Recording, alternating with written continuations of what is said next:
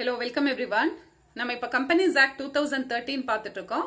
அது லாஸ்ட் வீடியோல கம்பெனினா என்ன மீனிங், பாடி கார்ப்பரேட்டோட மீனிங் என்னங்கறதெல்லாம் பார்த்திருந்தோம்.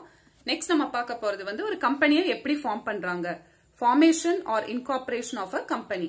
இப்ப கம்பெனிங்கிறது சோல் ட்ரேடர் பார்ட்னர்ஷிப்ல இருந்தெல்லாம் நிறைய டிஃபரன்சஸ் இருக்கு. இப்ப சோல் ட்ரேடர் பார்ட்னர்ஷிப் எல்லாமே வந்து ரெஜிஸ்ட்ரேஷன் தேவையில்லை அப்படின்னு பார்த்திருந்தோம். ஆனா கம்பெனிக்கு வந்து கண்டிப்பா கம்பெனிஸ் ஆக்ட் கீழே இதை வந்து ரெஜிஸ்டர் பண்ணிருக்கணும். So registration is compulsory. So அதுக்கு என்னென்ன ப்ரொவிஷன்ஸ் அப்படிங்கறது பார்க்கலாம். இப்போ இது லாஸ்ட் இயர் எடிஷன்ல வந்து பாத்தீங்கன்னா உங்களுக்கு டீடைல்டா எல்லாமே கொடுத்திருந்தாங்க. நியூ எடிஷன்ல வந்து ரொம்ப ஷார்டன் பண்ணி இம்பார்ட்டன்டான பாயிண்ட்ஸை மட்டும் கவர் பண்ணி கொடுத்திருக்காங்க. சோ அதை நம்ம பார்க்கலாம். Formation or incorporation of a company.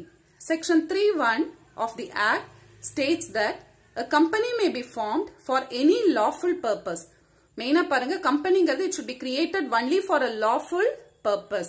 சட்டவிரோதமான செயல்களுக்கு வந்து ஒரு கம்பெனியை ஃபார்ம் பண்ண முடியாது. சட்டத்துக்கு உட்பட்ட விஷயங்களுக்கு தான் ஒரு கம்பெனியை வந்து ஆரம்பிக்க முடியும். By 7 or more persons where the company to be formed is to be a public company. Public company ஆரம்பிக்க போறோம். பப்ளிக் கம்பெனி அப்படின்னா அந்த கம்பெனிக்கு வந்து அவங்களுடைய ஷேர்ஸை வந்து பப்ளிக்கு விற்க முடியும்.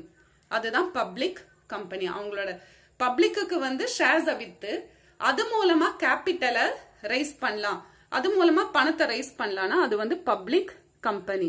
சோ பப்ளிக் கம்பெனியா இருந்தா எத்தனை பேர் இருக்கணும்? At least there should be 7 or more persons. So ஒரு பப்ளிக் கம்பெனி ஆரம்பிக்கணும் அப்படின்னா குறைந்தபட்சம் 7 பேராவது இருக்கணும். 2 or more persons where the company to be formed is to be a private company. Private company அப்படிங்கிறது அவங்களுடைய ஓன் மணி இல்ல ஃப்ரெண்ட்ஸ் அண்ட் ரிலேட்டிவ்ஸ் இருந்தெல்லாம் பாரோ பண்ணி எப்படி அவங்களாவே பிரைவேட்டா வந்து அரேஞ்ச் பண்ணி பணத்தை போட்டு பிசினஸ் ஆரம்பிக்கிறாங்கன்னா அது பிரைவேட் கம்பெனி. பிரைவேட் கம்பெனினா எத்தனை பேர் இருக்கணும்? At least there should be 2 or more persons. So private company ஆரம்பிக்கணும்னா 2 or more persons. One person where the company to be formed is to be a one person company. ஒரு single person தனியா ஒரு business ஆரம்பிக்கிறாரு, அத company ஃபார்ம்ல ஆரம்பிக்கிறாருன்னா அதை நம்ம என்னன்னு சொல்லுவோம்னா one person company. So one person கம்பெனினா மினிமம் அது அண்டர்ஸ்டுட் தான், minimum there should be one person. So public company ஆரம்பிக்கணும்னா 7 or more persons, பிரைவேட் கம்பெனினா 2 or more persons, one person கம்பெனினா ஒன் பர்சன். இத்தனை பேர் இருந்தாதான் ஒரு கம்பெனியை வந்து ஆரம்பிக்க முடியும். இது ஒரு 5 mark question. The process of formation of company consists of different stages. நிறைய ஸ்டேஜஸ் இருக்கு. ஆனா இது ரொம்பவே மேக்சிமம் எவ்வளவு வந்து உங்களுக்கு ஷார்ட் பண்ணி தர முடியுமோ அந்த அளவுக்கு வந்து புக்ல ரெடியூஸ் பண்ணி தான் கொடுத்திருக்காங்க. சோ டீடைல்டா பார்க்க வேண்டாம், அதுல கொடுத்திருக்கிறத மட்டும் நம்ம பார்ப்போம். It starts when a person envisage an idea to form a company. இந்த process formation of a company வந்து எப்பல இருந்து ஆரம்பிக்குது அப்படின்னா, ஒரு கம்பெனி ஆரம்பிக்கணும் அப்படின்னு சொல்லி யாராவது ஒருத்தரோட மனசுல வந்து அந்த ஒரு ஐடியா ஃபார்ம் ஆகும் பாருங்க. நான் ஒரு கம்பெனி ஆரம்பிக்கணும்னு நினைக்கிறேன் அப்படின்னு சொல்லி ஒருத்தர் வந்து நினைக்கிறாரு இல்லைங்களா, அதுதான் ஃபார்மேஷன். அங்கிருந்து தான் ஃபார்மேஷனோட ப்ராசஸ் ஆரம்பிக்குது. It starts when a person envisage அப்படின்னா அவர் வந்து கற்பனை பண்றாரு, அவர் வந்து ஆன்டிசிபேட் பண்றாரு, இந்த மாதிரி ஒரு கம்பெனியை நம்ம ஆரம்பிக்கலாம் அப்படின்னு இமேஜின் பண்றாரு. So person envisage an idea to form a company and ends when a company gets a certificate from the registrar of companies. எப்ப அந்த ப்ராசஸ் முடியுது அப்படின்னா அவரோட மைண்ட்ல ஐடியா ஃபார்ம் ஆகுது, அதுக்கு வேண்டி எல்லா முயற்சிகளையும் எடுத்து சட்டத்துல என்னென்ன ப்ரொவிஷன்ஸ் கொடுத்திருக்காங்களோ அது எல்லாமே ஃபாலோ பண்ணி கடைசியா வந்து அந்த ரெஜிஸ்டர் ஆஃப் கம்பெனிஸ் இருந்து ஒரு சர்டிபிகேட் கிடைக்கும், கம்பெனியா ஆரம்பிக்கலாம் அப்படிங்கிறதுக்கு ஒரு ப்ரூஃபா சர்டிபிகேட் ஒன்று கொடுப்பாங்க. ஸோ அந்த சர்டிபிகேட் கிடைக்கிறப்பதான் இந்த ஃபார்மேஷன் ப்ரொசீஜர் வந்து முடியுது. Hence, when a company gets a certificate from the registrar of companies after complying with the various provisions relating to the formation of a company. So ஒரு company form பண்றதுக்கு என்னென்ன provisions இருக்கோ அந்த provisions எல்லாமே complying அப்படின்னா அதை follow பண்றாங்க. So company formation சம்பந்தப்பட்ட எல்லா ப்ரொவிஷன்ஸையும் ஃபாலோ பண்ணி அது மூலமா ரெஜிஸ்டர் ஆஃப் கம்பெனிஸ் இருந்து ஒரு சர்டிபிகேட் அவர் கொடுப்பாரு. அப்பதான் இந்த ப்ராசஸ் வந்து முடியுது.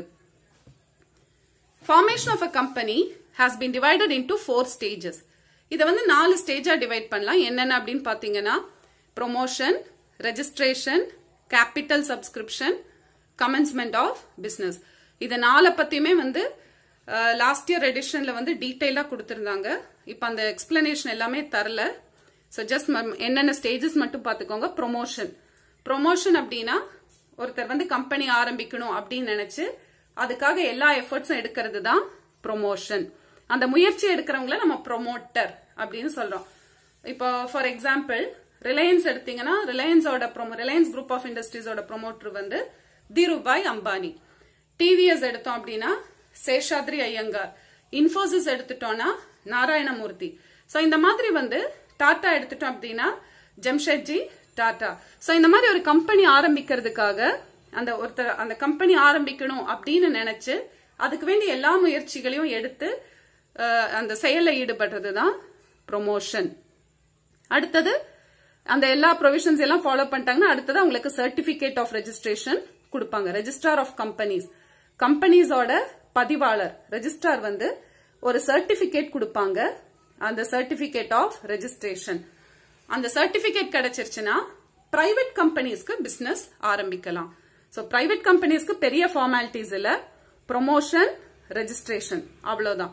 ஆனா பப்ளிக் கம்பெனி ஆரம்பிக்க போறோம் அப்படின்னா அவங்களுக்கு அதுக்கப்புறம் எகெயின் 2 ஸ்டேஜஸ் இருக்கு. அது என்னென்ன அப்படின்னு பாத்தீங்கன்னா capital subscription, commencement of business.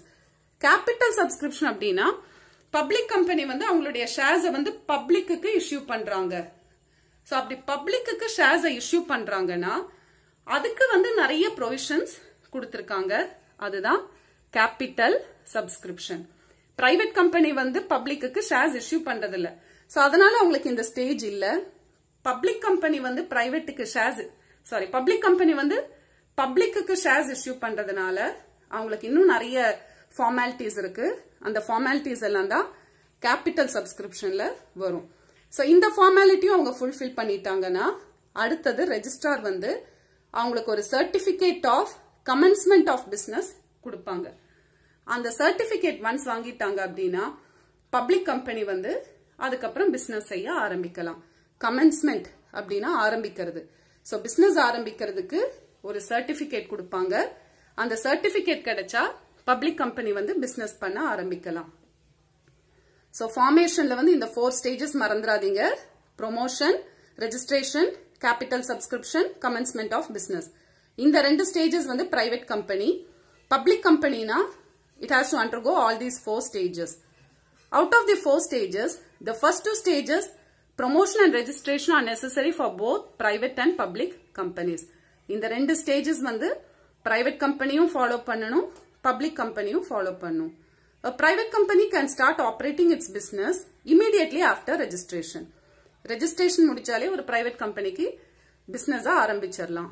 But a public company has to pass through 2 more stages, capital subscription and commencement of business. Public company 2 stages கூட pass பண்ணி ஆகணும். Capital subscription and commencement of business. இது வந்து ஒரு 5 mark question. Hope you all understood the topic. Thank you.